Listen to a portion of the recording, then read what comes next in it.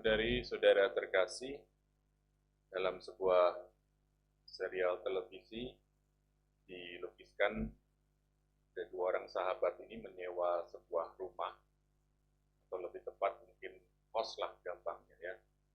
Nah, di rumah itu atau di bangunan apartemen itu tinggal juga ibu pemilik rumah ini, ibu pemilik bangunan ini. Nah, ibu ini sangat baik kepada mereka. Jadi, kadang-kadang dia membuatkan minuman, tetapi si ibu ini juga dengan tegas, dengan setia, dengan sabar selalu mengingatkan, saya ini ibu kos kalian, saya bukan pembantu kalian. Jadi kalau saya membuatkan itu karena saya baik, bukan berarti saya bisa disuruh-suruh untuk bikinin itu, bikinin ini, ambil itu. Ya, tolong diingat baik-baik. Dia selalu mengingatkan dengan ramah. Saudari-saudara terkasih, saya kira apa yang kita dengar dalam perumpamaan hari ini juga merupakan usaha Yesus untuk mengingatkan kita, untuk mengajarkan kepada kita pemahaman yang benar tentang siapa Allah. Kita diajar oleh Yesus untuk mengenal dan memahami siapa Allah sebenarnya. Bagaimana mestinya kita memahami, menganggap Allah dalam hidup kita. Yesus mengatakan dalam perumpamaan ini, Allah itu seperti Bapa yang kalau diminta pasti memberi. Nah, kiranya ini mau mengajarkan pertama-tama pada para pendengarnya yang adalah orang Yahudi yang hidup dalam mindset hukum Taurat. Mereka hidup dengan alam pikiran bahwa Allah ini memberi perintah dan mereka harus melakukan itu.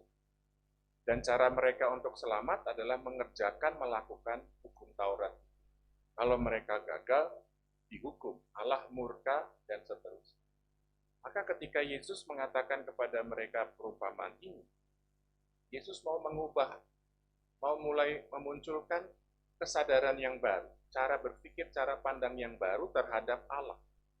Allah itu bukan Allah yang murka yang akan menghukum dan seterusnya. Allah itu adalah Bapa. Dan Bapa ini adalah Bapa yang baik, Bapa yang mengasihi, Bapa yang juga bijaksana, Bapa yang tahu persis apa yang dibutuhkan, apa yang diperlukan, dan pasti mau memberikan kepada yang memintanya. Katakan, kalau anaknya minta roti, masa diberi batu? Tapi saudari-saudara, yang terjadi tidak jarang kita ini meminta batunya, bukan meminta roti. Nah, kalau kita meminta batu, kira-kira apakah kita sungguh-sungguh akan diberi batu? Tentu Tuhan akan memberikan yang lebih baik dari itu. Tuhan akan memberikan roti, mungkin diberi singkong, mungkin diberi pizza, tapi yang jelas sesuatu yang lebih baik daripada batu. Nah, saudari-saudara ini mau sungguh-sungguh mengatakan kepada kita bahwa Allah kita adalah Bapa yang maha baik. Bukan Allah yang murka, yang akan menghukum kita, mengawasi kapan kita melakukan kesalahan, supaya dia punya alasan menghukum kita. Tapi di sisi lain, Allah juga bukan pembantu kita. Allah juga bukan orang yang bisa kita suruh-suruh, yang kita paksa-paksa untuk melakukan apa yang kita inginkan. Maka ketika kita berdoa, itu hendaknya merupakan sebuah ungkapan iman. Sebuah ungkapan bahwa kita percaya bahwa dia adalah Allah Bapa yang mengasihi, yang akan memberikan segala yang kita perlukan. Bukan justru ungkapan keputusasaan, ketakutan, kecemasan, kegelisahan yang membabi buta. Doa-doa kita bukanlah upaya kita untuk memaksa Allah, untuk, kalau istilah seorang penulis rohani, memelintir tangan Allah untuk membuatnya berubah pikiran. Bukan cara kita seperti anak kecil guling-guling di tanah, ngambek, supaya akhirnya dia berubah pikiran dan mengabulkan apa yang kita minta.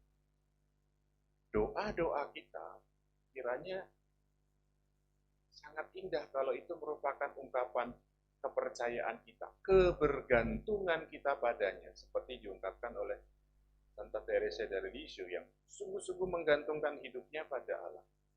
Kita omong, kita bicara, kita sampaikan kepada Tuhan apa yang menjadi isi hati. Bukan untuk memaksa, tetapi untuk mengungkapkan bahwa ini Tuhan, saya percayakan hidup saya kepadamu. Lakukanlah apa yang baik menurut pendapat. Saudara-saudara, Yesus mengajarkan hari ini, sepertinya atau barangkali yang paling baik adalah meminta Roh Kudus. Karena Roh Kuduslah yang akan tinggal bersama kita, yang akan membarui, membersihkan hati kita setiap saat, hari demi hari, agar hati kita dengan doa-doa kita itu dibersihkan, dimurnikan, diserupakan dengan hati Yesus sendiri. Sehingga pada akhirnya kita sungguh bisa tahu apa yang kita butuhkan, apa yang kita perlukan. Dan kita meminta dengan benar. Atau di sisi lain, hati kita semakin serupa dengan hati Yesus, sehingga kita bisa melihat segala sesuatu sudah disediakan, diselenggarakan dengan baik oleh Bapa yang maha baik dan bijaksana. Saudari-saudara terkasih, mari kita belajar untuk punya relasi yang benar dengan Allah. Punya pemahaman yang benar tentang Allah. Bahwa Dia adalah Bapa yang maha kasih. Bapa yang mengerti dan peduli. Dan Dia pasti memberikan apa yang kita butuhkan, apa yang kita perlukan.